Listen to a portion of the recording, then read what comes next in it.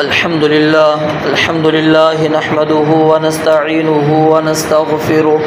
ونعوذ بالله من شرور أنفسنا ومن سيئات أعمالنا من يهده الله فلا مضل له ومن يضلل فلا هادي له وأشهد أن لا إله إلا الله وحده لا شريك له وأشهد أن محمدا عبده ورسوله أما بعد فإن خير الحديث كتاب الله وخير الهدي هدي محمد صلى الله عليه وآله وسلم وشر الأمور محدثاتها وكل محدثة بدعة وكل بدعة ضلالة وكل ضلالة في النار يا أيها الذين آمنوا اتقوا الله حق تقاته ولا تموتن إلا وأنتم مسلمون يا أيها الناس اتقوا ربكم الذي خلقكم من نفس واحدة وخلق منها زوجها وبث منهما رجالا كثيرا ونساء واتقوا الله الذي تساءلون به والأرحام إن الله كان عليكم رقيبا يا أيها الذين آمنوا اتقوا الله وقولوا قولا سديدا يصلح لكم أعمالكم ويغفر لكم ذنوبكم ومن يطع الله ورسوله فقد فاز فوزا عظيما اللهم صل على محمد وعلى آل محمد كما صليت على إبراهيم وعلى آل إبراهيم إنك حميد مجيد اللهم بارك على محمد وعلى آل محمد كما باركت على إبراهيم وعلى آل إبراهيم إنك حميد مجيد قال الله تبارك وتعالى في القرآن المجيد فأعوذ بالله السميع العليم من الشيطان الرجيم من همزه ونفخه ونفثه لقد من الله على المؤمنين إذ بعث فيهم رسولا من أنفسهم يتلو عليهم آياته ويزكيهم ويعلمهم الكتاب والحكمة وإن كانوا من قبل لفي ضلال مبين وقال رسول الله صلى الله عليه وآله وسلم إن الله لم يبعثني معنتا ولا متعنتا ولكن بعثني معلما ميسرا رب اشرح لي صدري ويسر لي أمري واحلل عقدة من لساني يفقهوا قولي رب زدني علما رب زدني علما رب زدني علما سبحانك لا علم لنا إلا ما علمتنا إنك أنت العليم الحكيم ہر قسم کی حمد و ثنا، تعریفات، توصیفات، تحمیدات، تمجیدات، تقدیسات کے پاکیزہ کلمات صرف اللہ وحدہ لا شریک کے لیے، جو اس پوری کائنات کا تنہا خالق و مالک، رازق، مشکل کشا ہے۔ بے شمار انگنت لا تعداد درود و سلام جناب محمد الرسول اللہ صلی اللہ علیہ وآلہ وسلم کی ذات اقدس کے لیے، جن کو اللہ رب العالمین نے انسانیت کے لیے رشد و ہدایت کا سفیر بنا کر مبعوث فرمایا۔ مختصر حمد و صلات کے بعد آج آپ معزز سامعین کے سامنے نبی مکرم صلی اللہ علیہ وآلہ وسلم کی سیرت بحیثیت معلم آپ کے سامنے بیان کرنے کی کوشش کروں گا۔ رب العالمین سے دعا ہے اللہ تعالی حق اور سچ بیان کرنے کی اور اس کے مطابق زندگی گزارنے کی توفیق عطا فرمائے۔ رسول مکرم صلی اللہ علیہ وآلہ وسلم کو اللہ تعالی نے اس کائنات کے لیے معلم بنا کر بھیجا، اور حدیث مبارکہ میں نے آپ کے سامنے پڑھی بھی، اس کے اندر یہی چیز آپ علیہ الصلاۃ والسلام نے بیان فرمائی ہے کہ وَلَٰكِن بَعَثَنِي مُعَلِّمًا،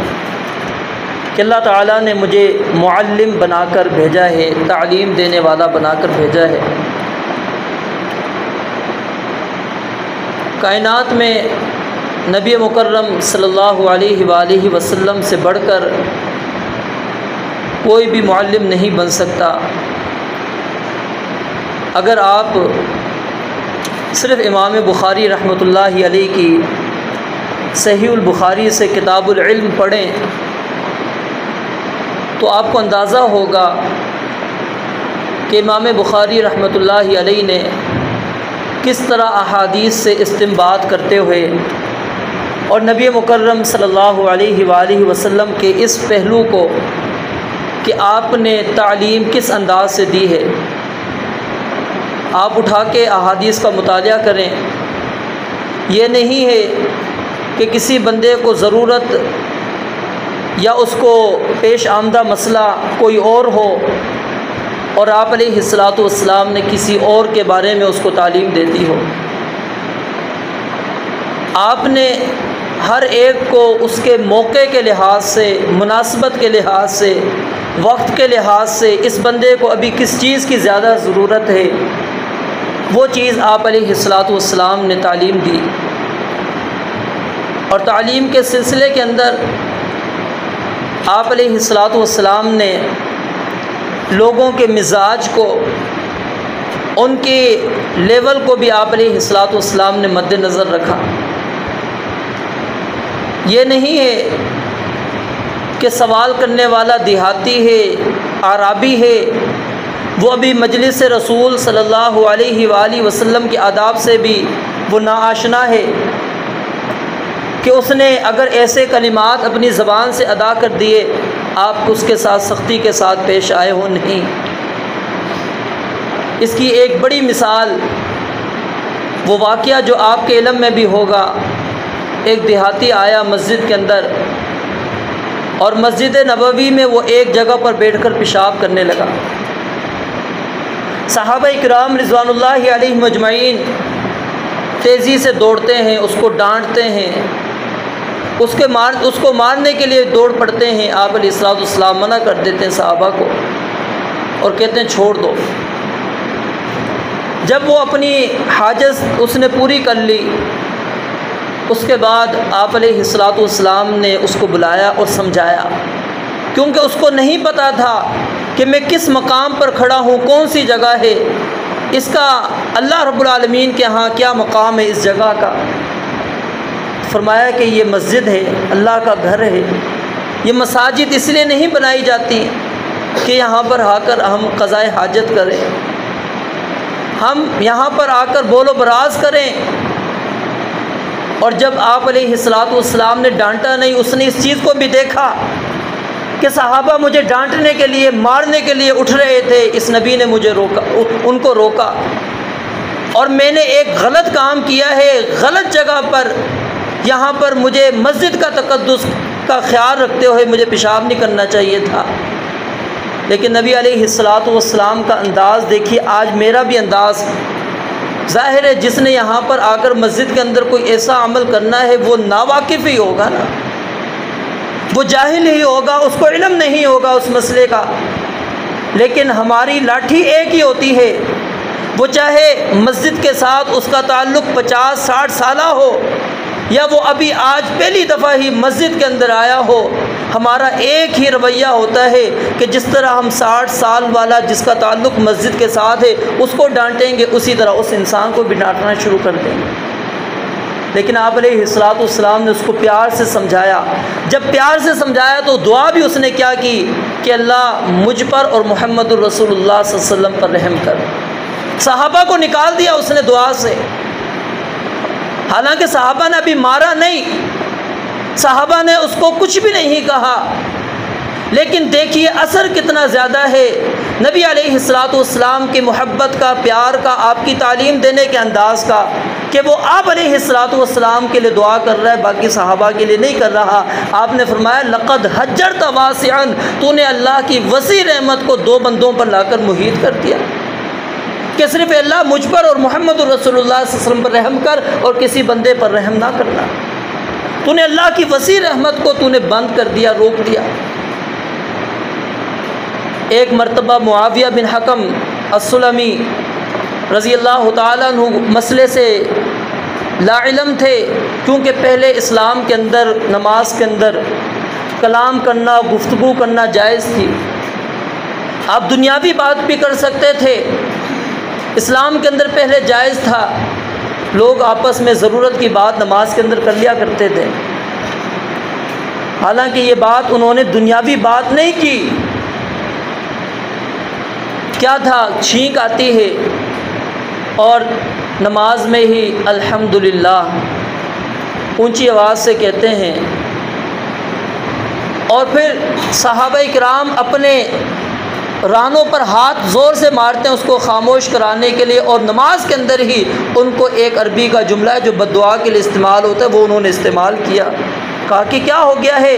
کیوں مجھے تم ڈانٹ رہے ہو، میں نے کون سی ایسی بات کہہ دی ہے؟ صحابہ کرام کہ اس عمل کو جو بار بار انہوں نے اپنی رانوں پر تیزی سے ہاتھ مارا، وہ سمجھ گئے کہ یہ مجھے خاموش کرانا چاہتے ہیں، پھر وہ چپ ہو گئے۔ نماز ختم ہوتی ہے، نبی مکرم علیہ الصلاۃ والسلام بلاتے ہیں، کہتے ہیں ان هذه الصلاۃ لا يصلح فيها شيء من کلام الناس، یہ جہاں پر تم کھڑے ہو یہ نماز ہے، اور اب یہاں پر کلام الناس میں سے کوئی بات کرنا جائز نہیں ہے۔ انما هي التسبیح والتکبیر وقراءۃ القرآن، اب نماز میں صرف اللہ کی حمد و ثنا، اللہ کی بڑائی کبریائی اور قرآن کی تلاوت ہوگی، اب اس کے علاوہ آپس کی گفتگو منع ہے۔ یہ نبی علیہ الصلاۃ والسلام کا انداز ہوا کرتا تھا۔ آپ علیہ الصلاۃ والسلام فوراً ڈانٹ ڈپٹ کی طرف نہیں جاتے تھے، اور یہی وجہ تھی کہ اگر آپ احادیث کا مطالعہ کر کے دیکھیں تو نبی مکرم علیہ الصلاۃ والسلام کی جو تعلیمات کا اثر صحابہ کرام رضوان اللہ علیہ مجمعین پر ہوا، اس کی مثال آپ قیامت تک نہیں پیش کر سکتے۔ میری تعلیم سے آپ پر کیا اثر ہوا، آپ کی تعلیم سے مجھ پر کیا اثر ہوا، کچھ نہیں ہوتا۔ وہ شراب چھوڑنے کے لیے تیار ہو جاتے ہیں، زنا چھوڑنے کے لیے تیار ہو جاتے ہیں، حتیٰ کہ شرک چھوڑنے کے لیے تیار ہو جاتے ہیں، غیر اللہ کی عبادت کو ترک کر دیتے ہیں، پورے معاشرے کو تبدیل کر دیتے ہیں۔ اور پھر بدر کے واقعے کو اپنے سامنے رکھیے، باپ بیٹے کے سامنے آتا ہے، کہتا ہے اگر مجھے علم ہوتا میں اپنی تلوار کے نیچے تمہاری گردن لا کر ختم کر دیتا، قتل کر دیتا تمہیں۔ یہ تربیت تھی، تعلیم تھی نبی علیہ الصلاۃ والسلام کی، کہ اس کا یہ اثر صحابہ کرام رضوان اللہ علیہ مجمعین کی زندگیوں پر ہوا کہ صحابہ نے اپنی زندگی کو تبدیل کیا۔ اور یہ اللہ رب العالمین نے آپ کی اوصاف میں سے جو نبوت اللہ رب العالمین نے آپ کو دیے، 4 فرائض اللہ رب العالمین نے آپ کے رکھے، ان میں سے ایک یہ تھا وَيُعَلِّمُهُمُ الْكِتَابَ وَالْحِكْمَةَ، کہ وہ تعلیم دے گا نبی کتاب کی، حکمت کی۔ اور آپ علیہ الصلاۃ والسلام کی اگر احادیث آپ اٹھا کر دیکھیے، علماء ایک چھوٹی سی حدیثوں کے بارے میں یہ بات کہتے تھے انما الاعمال بالنیات، کہ یہی ایک حدیث ہوتی تو کافی تھی، باقی اللہ کے نبی علیہ الصلوۃ والسلام کے فرمان کی انسان کو ضرورت بھی نہیں۔ یہی ایک حدیث زندگی گزارنے کے لیے کافی ہے کہ اعمال کا دار و مدار نیتوں پر ہے۔ اور دیکھیے یہی وجہ ہے کہ علماء جب اپنی کتابوں کا آغاز کرتے ہیں سب سے پہلے اس حدیث کو ذکر کر دیتے ہیں، کیونکہ یہ بنیاد ہے۔ جب آپ کی عبادت کے اندر نیت نہیں ہے،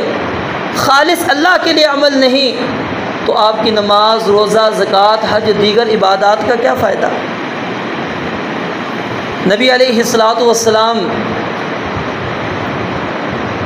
جو مناسبت ہوا کرتی تھی اسی مناسبت سے آپ تعلیم دیا کرتے تھے۔ اب ایک صحابی آتا ہے،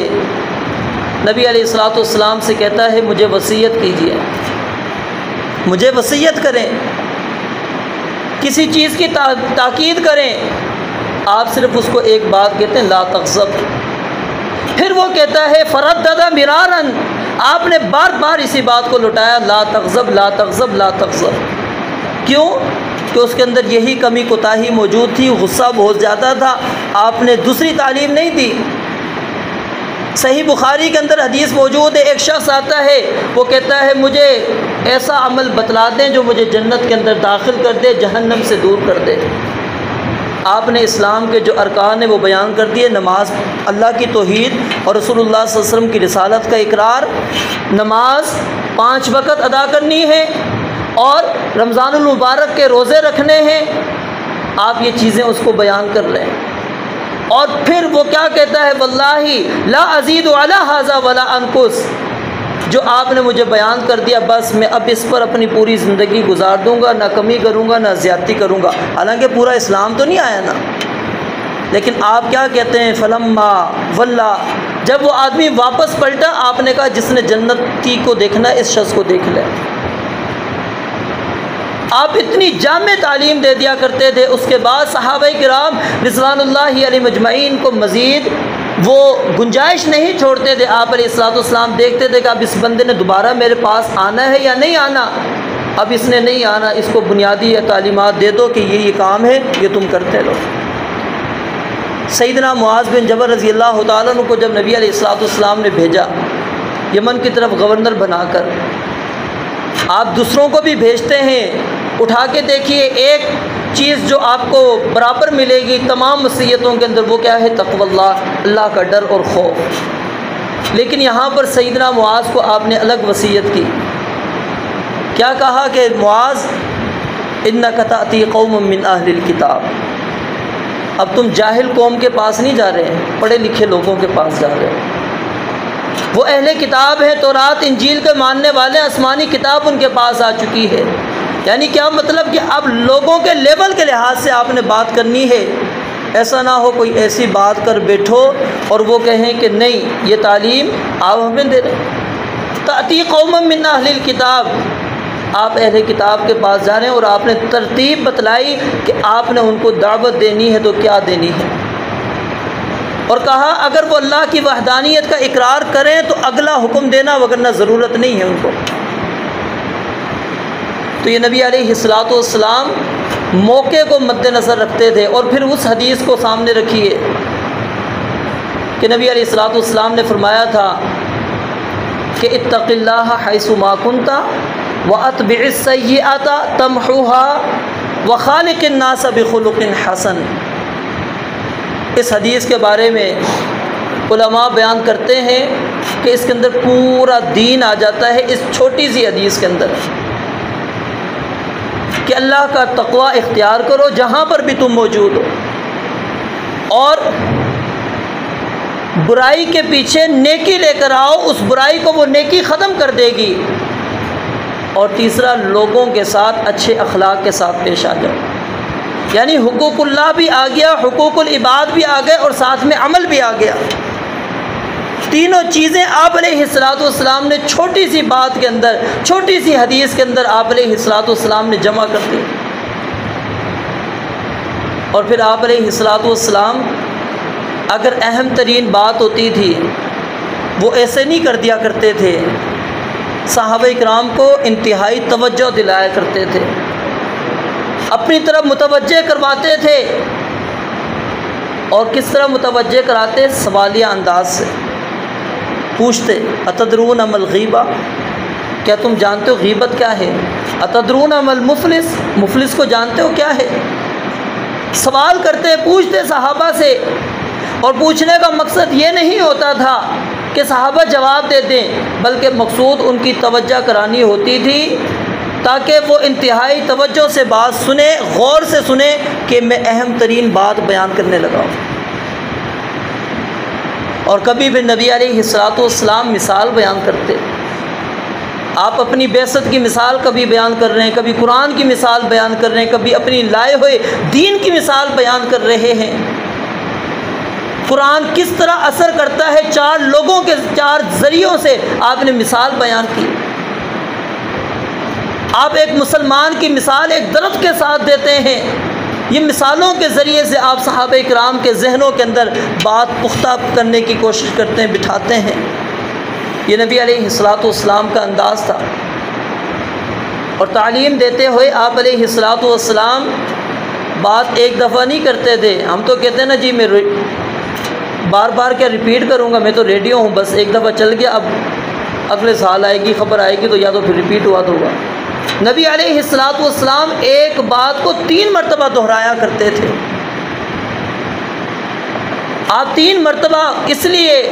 تاکہ اگر پہلی مرتبہ کسی کے کانوں میں آواز صحیح نہیں پہنچی، وہ بات کو نہیں سمجھ پایا، دوسری مرتبہ سمجھ لے، دوسری مرتبہ نہیں تو تیسری مرتبہ سمجھ لے۔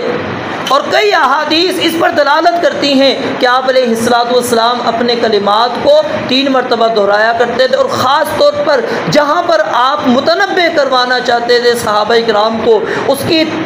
قباحت بیان کرنا مقصود ہوتی تھی اس گناہ کے متعلق، تو آپ علیہ الصلوۃ والسلام 3 مرتبہ اس کو دہراتے تھے۔ کبھی نبی علیہ الصلوۃ والسلام اشارے کے ساتھ بات سمجھایا کرتے تھے، کبھی نبی علیہ الصلوۃ والسلام اپنی مسکراہٹ کے ذریعے سے گفتگو سمجھانا چاہتے تھے، کبھی آپ غصے کے ساتھ غصے کا اظہار کر کے آپ اپنی بات کو آگے مجمع کو سمجھاتے تھے۔ یعنی یہ کیفیتیں مختلف ہیں۔ حدیث ویسے ایک ہے مطلق عام کہ نبی علیہ الصلوۃ والسلام جب خطبہ دیتے تو آپ کا چہرہ اتنا سرخ ہو جایا کرتا تھا جس طرح کہ آپ کے چہرہ مبارک پر ہم نے انار جیسے نچوڑ لیا جائے، کسی کے چہرے کے اوپر ڈال دیا جائے تو اتنا سرخ آپ علیہ السلام کا چہرہ ہوتا تھا۔ اور دوسری حدیث کے اندر آتا ہے جس طرح آپ ایک بڑا لشکر آ رہا ہے، مسلح لشکر ہے، ہر تیاری کے ساتھ ہے اور وہ حملہ آور ہونے والا ہے، اس انداز سے آپ صحابہ کرام کو آپ علیہ الصلوۃ والسلام واعظ و نصیحت کیا کرتے تھے۔ اور پھر نبی علیہ الصلوۃ والسلام کے وعظ کا انداز، تعلیم کا انداز جیسے الوداعی گفتگو ہوتی ہے۔ ایک مرتبہ آپ صبح سے شروع ہے، صحابہ کہہ رہے ہیں آج ہمیں لگتا ہے شاید کہ آج الوداعی گفتگو ہے آپ کی۔ یہ کیا تھا؟ آپ کی تعلیم کا جو انداز ہوتا تھا اس سے صحابہ کرام ان چیزوں کو سمجھا کرتے تھے۔ اور آپ علیہ الصلوۃ والسلام کی کوشش ہوا کرتی تھی کہ جب آپ تعلیم دیں اس کے اندر آسانی کو مد نظر رکھیں تاکہ سمجھنے والے کو آسانی رہے۔ زیادہ لمبی چوڑی گفتگو آپ علیہ الصلوۃ والسلام نہیں کرتے تھے۔ آپ جیسے میں نے آپ کے سامنے بھی چھوٹی سی حدیث پڑھی ہے نا، 3 باتیں نبی علیہ الصلوۃ والسلام نے وہاں پر بیان کر دی۔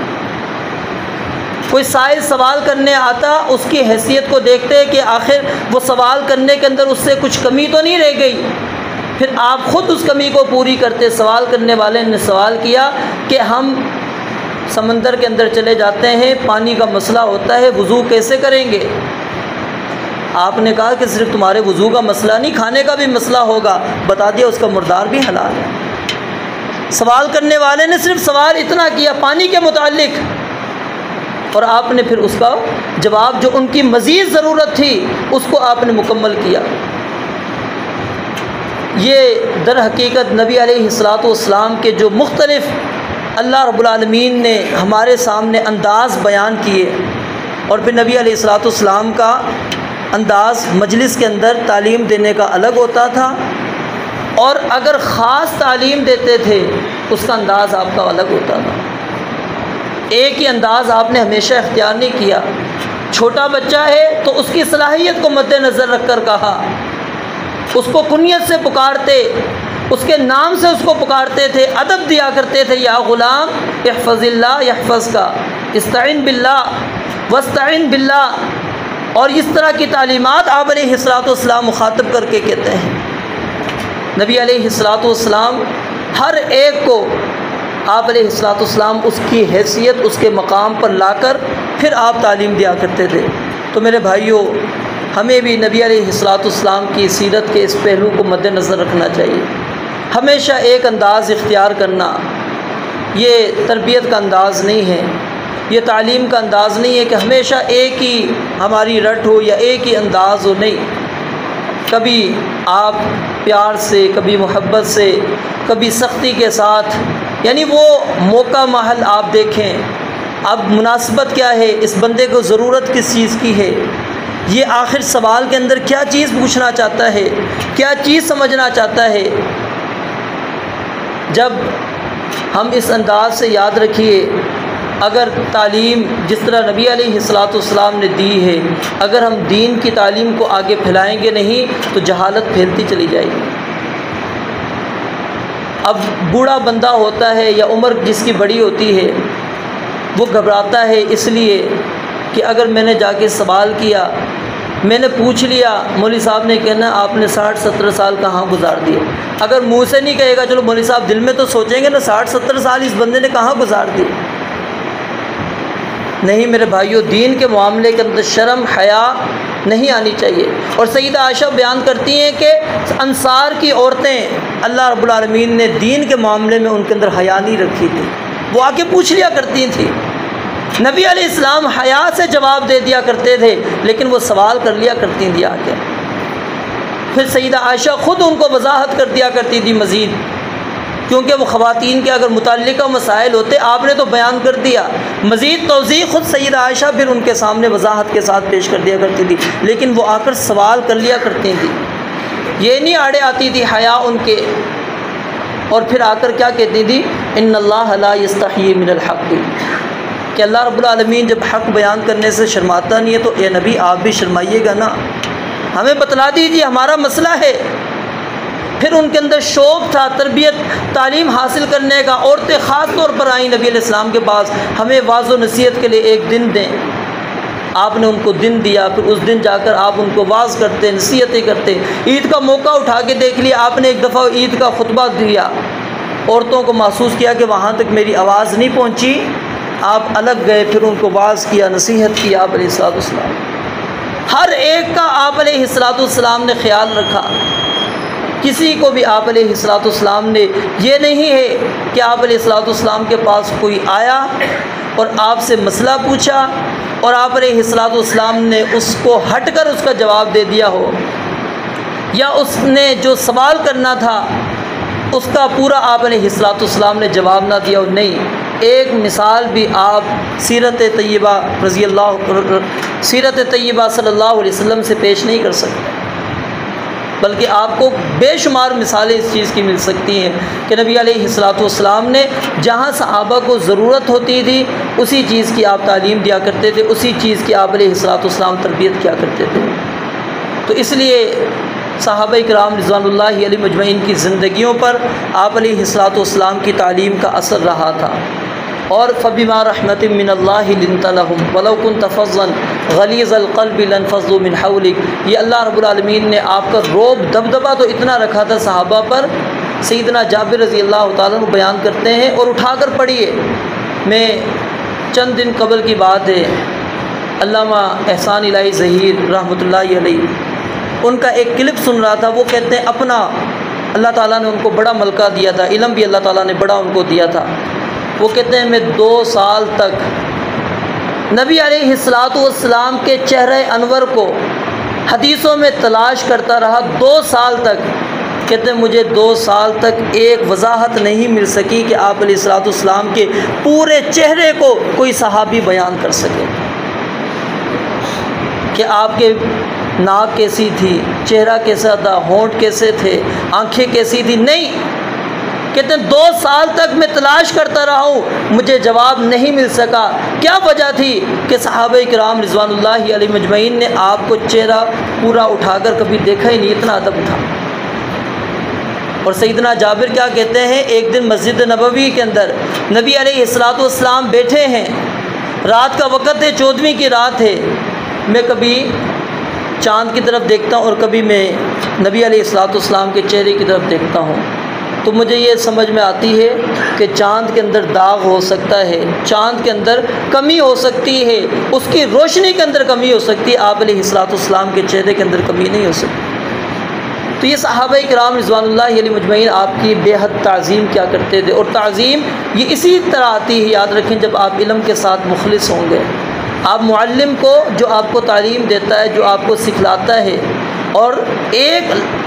حرف بھی سکھلانے والا یاد رکھیں، اس کو ہمیں معلم سمجھنا چاہیے۔ اور جو مدرسین ہوتے ہیں، خطباء ہوتے ہیں، امام ہوتے ہیں، ان کو اپنے معلمین سمجھا کریں۔ اگر وہ کوئی بات کبھی سختی سے کہہ دیں یا کہیں پر تنبیہ کر دیں تو ناراض نہیں ہونا چاہیے ان باتوں کے اوپر، بلکہ یہ سمجھنا چاہیے کہ وہ ہماری اصلاح کرنا چاہتے ہیں، ہمیں صحیح نہج پر تربیت ہماری کرنا چاہتے ہیں، ہماری کمی کوتاہی کو دور کرنا چاہتے ہیں۔ نبی علیہ الصلوۃ والسلام سے صحابہ کرام ناراض نہیں ہوا کرتے تھے۔ سب بندی کا اگر معاملہ صرف دیکھ لیجئے نا، نبی علیہ الصلوۃ والسلام کس طرح سب بندی کرایا کرتے تھے، تو آپ ایک طرف کہیں گے رحمت للعالمین تھے، تو دوسری طرف آپ دین کے معاملے میں آپ علیہ الصلوۃ والسلام رحمت شفقت اس طرح نہیں دکھاتے تھے کہ ٹھیک ہے جو جس طرح کھڑا ہے کھڑا ہو جائے اس کی مرضی، نہیں، آپ پوری بالکل صف سیدھی کروایا کرتے تھے۔ تو ہر چیز کے اندر، دین کے معاملے کے اندر صحابہ کرام پر اگر آپ نے کبھی اس طرح کوئی سختی کی، کوئی لہجے کے اندر آپ علیہ الصلوۃ والسلام کی سختی آئی، تو وہ صرف اور صرف غیرت کی وجہ سے تھی، اللہ کا حق تھا، اللہ کے حق کی وجہ سے آپ اس کے اوپر غصہ ہوا کرتے تھے، ذاتی کسی شخص کے وجہ سے آپ علیہ الصلوۃ والسلام اس پر ناراض نہیں ہوئے۔ تو میرے بھائیوں، ہمیں بھی نبی علیہ الصلوۃ والسلام کی تعلیم کی، جس طرح آپ علیہ الصلوۃ والسلام نے تعلیم کا انداز اختیار کیا اور صحابہ کرام کی تربیت کی، ہمیں بھی اللہ رب العالمین اسی انداز میں تعلیم اور تربیت کرنے کے اللہ رب العالمین ہمیں توفیق عطا فرمائے۔ وآخر دعوانا الحمدللہ رب العالمین۔ الحمد للہ نحمده ونستعینه ونستغفره ونعوذ باللہ من شرور انفسنا ومن سیئات اعمالنا من يهده الله فلا مضل له ومن يضلل فلا هادي له واشهد ان لا اله الا الله وحده لا شريك له واشهد ان محمدا عبده ورسوله اللهم صل على محمد وعلى آل محمد كما صليت على ابراهيم وعلى آل ابراهيم انك حميد مجيد اللهم بارك على محمد وعلى آل محمد كما باركت على إبراهيم وعلى آل إبراهيم إنك حميد مجيد سبحان ربك رب العزة عما يصفون وسلام على المرسلين والحمد لله رب العالمين۔